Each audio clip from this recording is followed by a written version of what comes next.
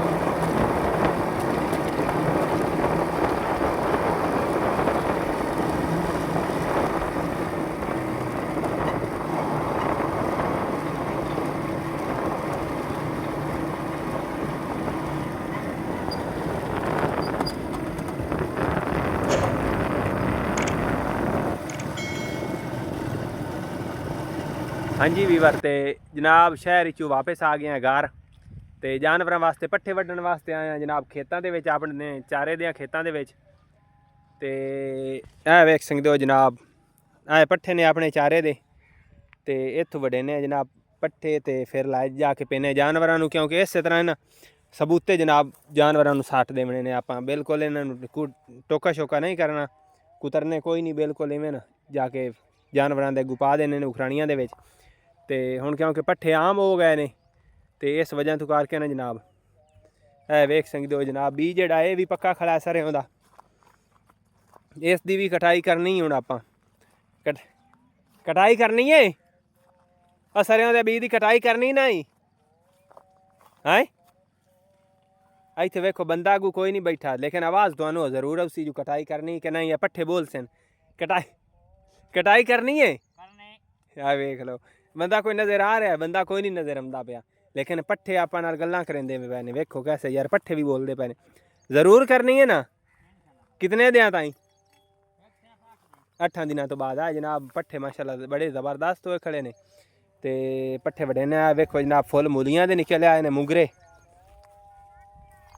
मुंगरे भी लगे खड़े ने। अजाना होंदियां पईयां ने ते पट्ठे वाड़ के ते मिलने हैं।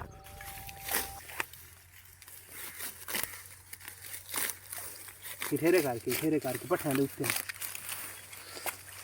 खिलाफ हूँ जिथे रखने हूँ उतों मेरे ले बना वडेंदे पे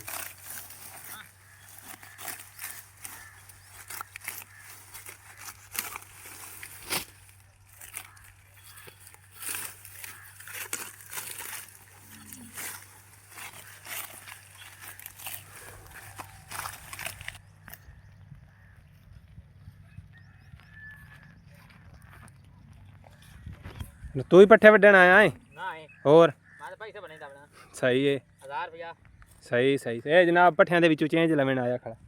तू की करन आया हैं? मैं पट्ठे वडावेण आया। कहंदे तू आप वड्डेण आया जेड़े वडींदे। सही ठीक है।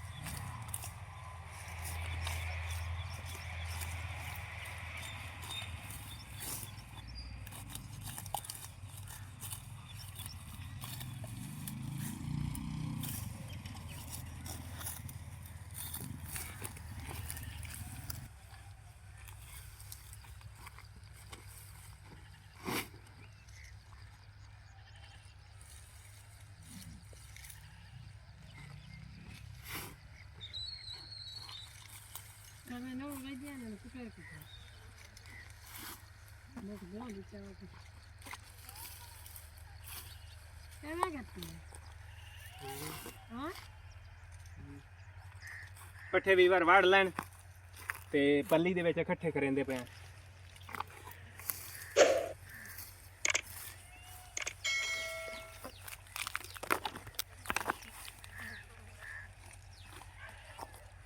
बरसीन की हाइट वेख सकते हो माशाल्लाह, बड़ी वड्डी वड्डी हाइट है जनाब, बड़ी वड्डी बरसीन। ये वजह है कि डिग पई है, ज़्यादा कद होने की वजह तो ना डिग पई हुई है, लेकिन माशाल्लाह कद वेख सकते हो बरसीन का चंगा। ये जनाब देसी बीज है, साडे इलाके का देसी बीज जनाब।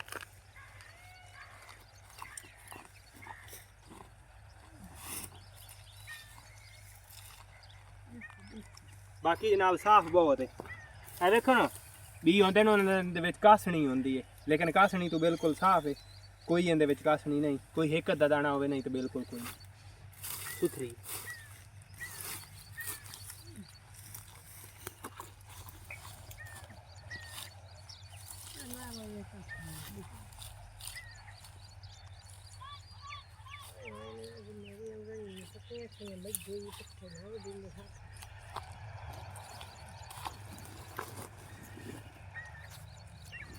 जनाब दूसरी पल्ली वगाने लगे हैं।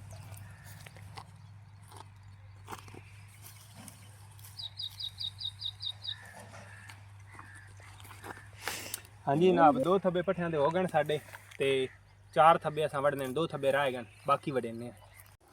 हाँ जी वीवर एक फेरा लाया आंदा है पट्ठियां दा जनाब, है इन्हां नूं पा दित्ते ने, वेख सकदे हो माशाल्लाह बिल्कुल साबित पा दित्ते ने पट्ठे।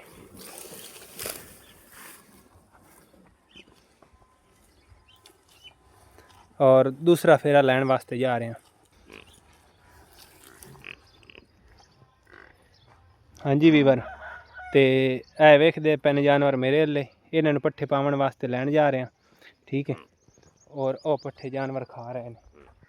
हाँ जी वीवर माशाल्लाह पट्ठे इन्होंने जानवरों ने पा दिते ने, वेख सकते हो कितने खूबसूरत लगते पे ने, कट्ठे जानवर खाते पे ने पट्ठे माशाल्लाह, चेक करो।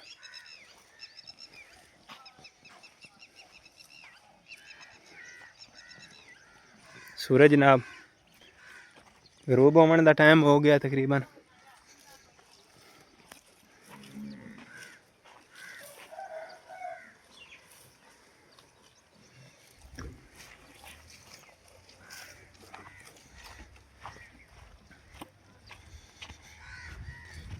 सुबह वास्ते जनाब पट्ठे कोई नहीं टोके ते हुण लैन जा रहा मैं वो पट्ठे सुबह वास्ते, ठीक है।